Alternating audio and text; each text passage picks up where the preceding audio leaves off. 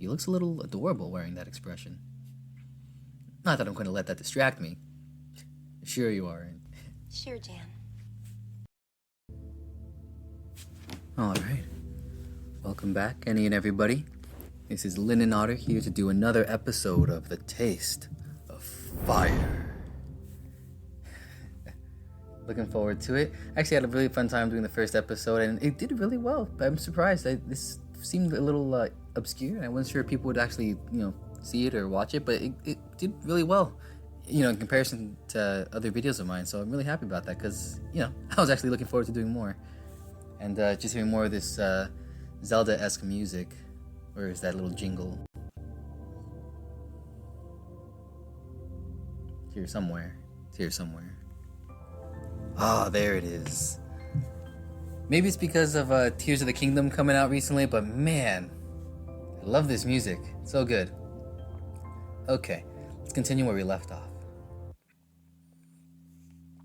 I was foolishly planning to try and leave the campsite and leave our buff dragon savior. As soon as I turn around to put my plan in motion, I bump into something. Or someone. Oh, well, what do you know? That's what I expected. Ah, crap. Did he really move so silently? So much for being more attentive. Maybe I really am hopeless on my own. It's alright, What? Does he know I was about to leave? Hey, I won't judge you. It's fine. What? It's fine. I'll do it. What is he talking? The fire. Oh. Oh. Yeah, that. Sorry.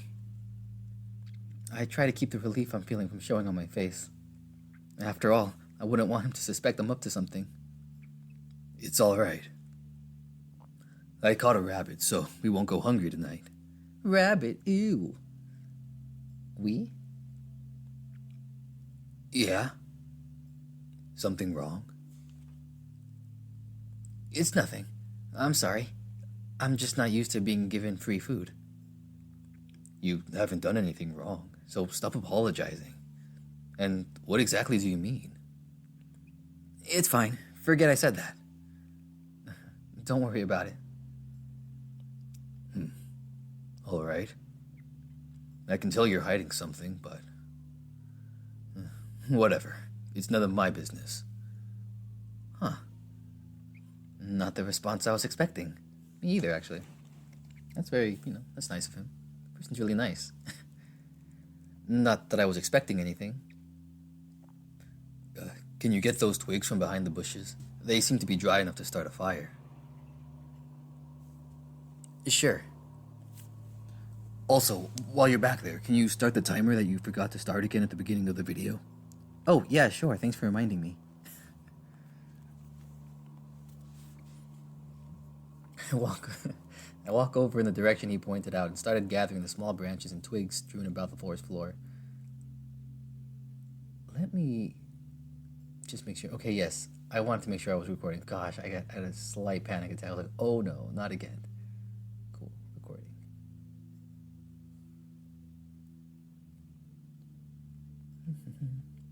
I take the moment to gather my thoughts while I do that. Change of plans. I leave in the morning before he wakes up. I return to our makeshift camp and notice the dragon just sitting there, eyes glazed over. What is he doing? Does he not know how to skin the rabbit? By his attire and the way he acts, one would assume he'd know what to do. Do you need help? Huh? No, it's fine. I was just daydreaming. Huh, right. This dragon is a little strange. All the more reason to leave as soon as I can. I put the dry twigs directly in front of him. Even then, he remains motionless. Something is up. I reach for the rabbit myself. Here, let me do it. It's fine. I can remove the knife from his grip and begin to skin the rabbit over his objections. Ugh, yuck. He isn't looking away, so he's not bothered by it. Must be something else. I work quickly and efficiently, slicing the skin off to reveal the muscle underneath. My stomach beginning to growl as I realize just how hungry I've gotten. You sure about that? I mean, I'm not a vegetarian or anything, but I can't exactly say that I think I'd be able to skin my own food out in the wild if the reason called for it, the time called for it. I guess struggling for your life is good for one's appetite. There, done. I hand the knife back to Valos, who eyes it, then me, with a curious expression. How did you know how to do that? Did your father teach you? I raised my eyebrows at the strange question. Why? You thought I couldn't do that? Of course not. I didn't mean any offense.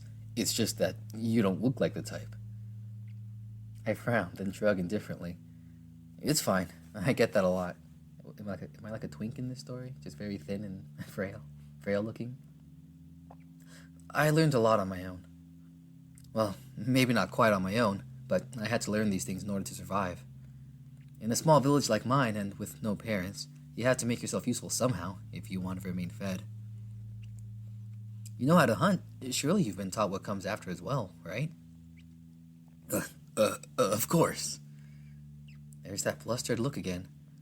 Despite the way he towers over me and his imposing musculature, and the fact that he's armed, he looks a little adorable wearing that expression. Not that I'm going to let that distract me. Sure you are. Sure, Jan. He could be a spy after all. Still, I find his reluctance to just skin the rabbit himself quite curious. Maybe he's a vegetarian. Anyways. He collects the twigs and stacks them, then surrounds them with rocks to make a campfire. After he's done, the dragon turns to face me, silent as if coming up with something to say. Is something wrong? Could you please turn around? What? Why? Could you please just turn around? You're not going to run away, are you? I mean it jokingly, but the dragon doesn't seem to take it that way. Seriously? After everything, you think I'm just going to abandon you here? Sorry, that's not what I meant. The dragon lets out a frustrated sigh. Please, please. Trying to find the sweet spot for his voice. Just turn around. Fine. I do as I'm asked, utterly baffled by him now. What the? Oh, yeah, he's a dragon. They can actually breathe fire. I feel dumb for forgetting something like that. But why did he want me to turn around? Does the fire come out of somewhere else? Is he embarrassed by it? Maybe it's because I mentioned that he's the first dragon I've seen. It would be new to me, but surely breathing fire is utterly mundane to Valos himself. You can turn around now. That's quite amazing. Mm-hmm. I don't know if it's because of something I said earlier, but you shouldn't be afraid to do dragon things around me. I hand him over the rabbit to hold while I fashion one of the branches into a spit, impale the rabbit, then position it over the fire. Valos is silent as he watches me work. I start rotating the meat, making sure each side is cooked evenly. The dragon observing my movements is a little unnerving, and I feel like I should try to strike up conversation, but I can find no words to say. In the end, it's Valos who first breaks the silence. I'm sorry. I glance up at him, surprised. For what? The fire reflecting in his amber eyes is a striking image. If he had been wearing an angry expression, it would have been terrifying, I think. But right now, it looks oddly beautiful. For snapping at you earlier. I should not have done that. Please forgive me. You're the first person I've spoken to in quite some time. Oh? Before continuing, he sits on the ground, leaning against a log and motions for me to do the same. I sit next to him, hoping he'll elaborate. He doesn't. Aww. Oops. I'm about to ask what he meant when he speaks up. You said earlier that you don't have any family left. What happened? If you don't mind me asking. I don't mind, as long as you tell me a bit about yourself. Seems fair. I'm quiet for a moment, gazing into the fire. I never really knew my parents. I was raised in an orphanage. Oh, I'm sorry. That must have been hard. Don't get the wrong idea. It wasn't that bad. I did have to fend for myself at times, but other than that, life could have been worse. The closest I had to family was the house mother, but we never shared a strong bond or anything. I mean, there were around 20 other kids in the orphanage. I see. So, what is an orphan doing out here so far from home? It was only a few days ago that I was actually allowed to leave the village. I've always wanted to leave that damn place. Spent my entire life in the same house, the same houses with the same people, and with the same way of life. I'm looking for something different. A new life. The dragon regards me curiously. And how are you planning on doing it? I was intending on traveling the length and breadth of the nation. This world has so much to offer, and I've only seen such a tiny part of it. I decided to head to Orlan first, but as you can see, I didn't make it very far. I'm confident you'll be able to carry on with your plans once you've arrived at the nearest human settlement and are properly equipped. Just have some hope. I let out a bitter laugh, my thoughts jumping immediately to what happened to me earlier today. It is funny, in its own twisted way, just how much things have changed in such a short time. As if the rhino sapped all of my earlier confidence and elation at having left the safety of Alnwick to travel on my own, making me realize just how dumb the whole idea had been in the first place. I'm not ready for this. I'll never be ready for this. Not with the life I've had before now. Why did I ever think this would work out well for me? Hope. I was an idiot to believe all this anyways. Just because you've fallen once doesn't mean you can't stand back up. My father would always tell me that. He says it so earnestly that I'm almost... Oops. I had my phone on silent. Or I did not have my phone on silent. Oops. He says it so earnestly that I'm almost tempted to believe him. But as I look up, I'm reminded that I'm speaking with a dragon. Who knows why he's saying something reassuring? Still, I am curious about him. Where is he? Your father, I mean. Much like I had done moments ago, the dragon gazes into the fire, shadows dancing across his troubled face. His voice is quiet, soft. Home. I left home a few months ago. I've been all on my own since. Why? I had to leave. It wasn't safe for me anymore, so my father sent me away. Things were getting heated, and if I had stayed, someone would have been hurt, possibly killed. Oh. I stare at him, dumbfounded, unsure of how to even respond to something like that. That sure sounds like a mess, but it only reinforces the image of dragons. It only reinforces the image of dragons those stories had established. Sure, there were people in my village who were, a-holes to me, and I had gotten into plenty of trouble with some, but I never feared for my life. I can't imagine what that must be like. It doesn't look like Valos is about to explain either. It seems way more serious than my reason for leaving. I stifle a nervous chuckle. Valos doesn't react to my dumb comment, so I decide to move on from the topic, not wanting to put him on edge. So, where are you heading exactly? I don't really have a specific place in mind. Just as far south as I can go. Are you going to go back at some point? I don't know. What I do know, though, is that once I drop you off, I'll know where I'm going next. I've just been wandering around since I crossed the southern border. Hopefully I can get some directions and a map. I'm once again taken aback by his words, but I decide not to voice any of my thoughts. I suppose it would make sense for him to have no clear direction in mind if he was forced to flee fearing for his life. Then again, it could be an excuse to learn about the local towns and cities. Who knows what this Valos is really after? Oh, come on. I trust him at this point, but maybe I'm just too trusting. As the fire burns itself out, we chat for a while longer about nothing in particular while we eat the rabbit. What, no seasoning? No salts? I try not to ask too many questions, not wanting to arouse suspicion, but my curiosity does get the better of me from time to time. So, you can breathe fire and you can do magic. I can't. Really? I heard somewhere that the Dragon Emperor had mages. That is true. More than any nation in the South, we have folk who can harness magic. But I haven't trained with the Ebony Circle. The what? It's like a place for mages to gather. I haven't been there, but I know it's important. I nod, a little disappointed that the dragon won't be able to describe it to me.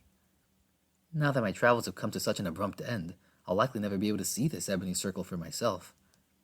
All I can do is quash this bitter feeling in my stomach. We chat some more, but the conversation grows tired. By the time only embers are left to flicker in the dark, I bid Valos good night and settle into sleep. The ground is hardly comfortable, but I'm used to it by now. I've been traveling for several days after all. I'll keep watch. And get some rest. You'll need it for tomorrow's journey. What about you? You need some too? I'm fine. I'll rest a little before we leave for the journey. Just get some sleep. All right. Good night then. As tiring as the day has been, I have trouble falling asleep. I lie there, eyes open, staring up at the night sky. I don't know if I'll be able to sleep all that soundly with the dragon watching over me. He was a little evasive with his answers, like he's not telling me something. He may sound sincere, but I'm not about to trust someone who I just met. Even if he saved my life, I can't shake the feeling that his sudden appearance was far too fortunate to be a coincidence. I must be in a very visual novel. I don't know if I can trust him. I don't want to stick around long enough to find out. I'm still going to leave. Thankfully, he said he'd get some sleep before we left, so as soon as he's sound asleep, I'm going to be off. I appreciate everything he's done, but if there's anything I remembered from growing up, it's that I can't put my trust in just anyone.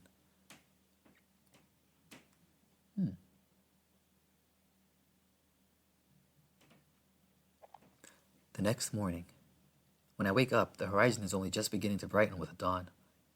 I roll to my side to see Valos, fast asleep. He clearly needed the sleep more than I did. This is my chance to leave. Before I do, I listen carefully. The forest is quiet, only the birds chirping to greet the sunrise to disrupt the otherwise serene silence. I rise quietly, trying not to make any noise in the process. Were Valos to wake up, I would simply say I needed to relieve myself, but that would mean losing my chance. I gently move away from the small camp and look for a trail that would lead me back home. The idea of returning makes my heart heavy. I was such a fool to think that I could have something different. Foolish to just leave on my own. I was unprepared, naive. I don't even know what I'm going to say when I get back. Everyone warned me not to leave. Will they even accept me back? A few minutes later, the camp is out of sight and I'm a good distance away from Valos. I hope he isn't too mad I left. He should be able to understand my reluctance to entrust my life into his hands.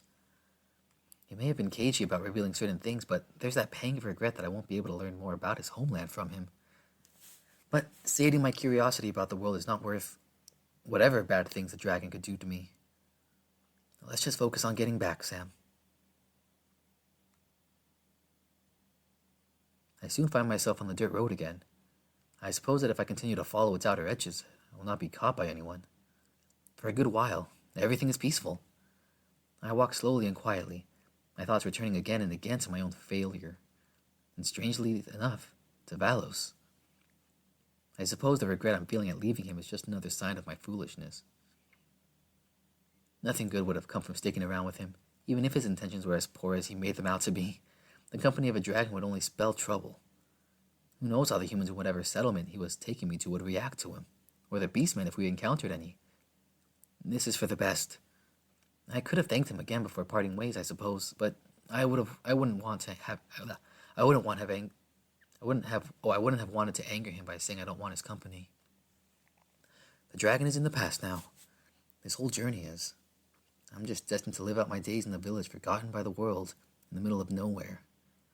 But lost as I am in these thoughts, I forget how dangerous it has been when I'm not paying attention to my surroundings. Oops. Suddenly, I hear a loud groan, and as I turn around, I see the gigantic rhino from yesterday, standing right in front of me. Panic swells in my chest, coupled with the disbelief about my sheer unluckiness blooms in my mind. Why? Why him again? I just want to go home in peace. Oh, come on, you're kidding me. The rhino doesn't say anything this time. Instead, he charges straight at me. I'm paralyzed by fear. I can't even force myself to move. Not that it will do any good. The beastman is charging at me with incredible speed. How did he find me? Damn it. Why did I leave? The rhino swings his massive axe, hitting me with the handle and sending me flying several feet before I crash to the ground. You really thought you'd be able to get away? Oh, no one will come to your rescue this time, you little... Not this time. I can't even process what he's saying. My skull feels like it's been shattered.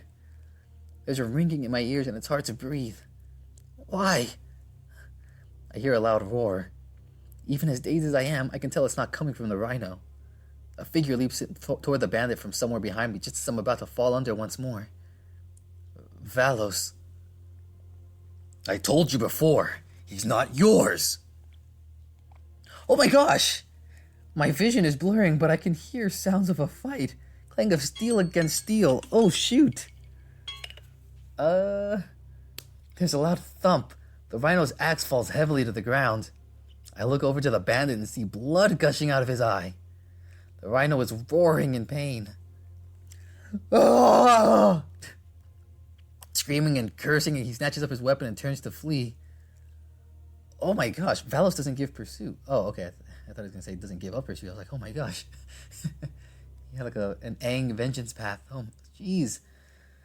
Oh, he's going to be mad at us for leaving, that's for sure. But he saved us again, Beauty and the Beast style.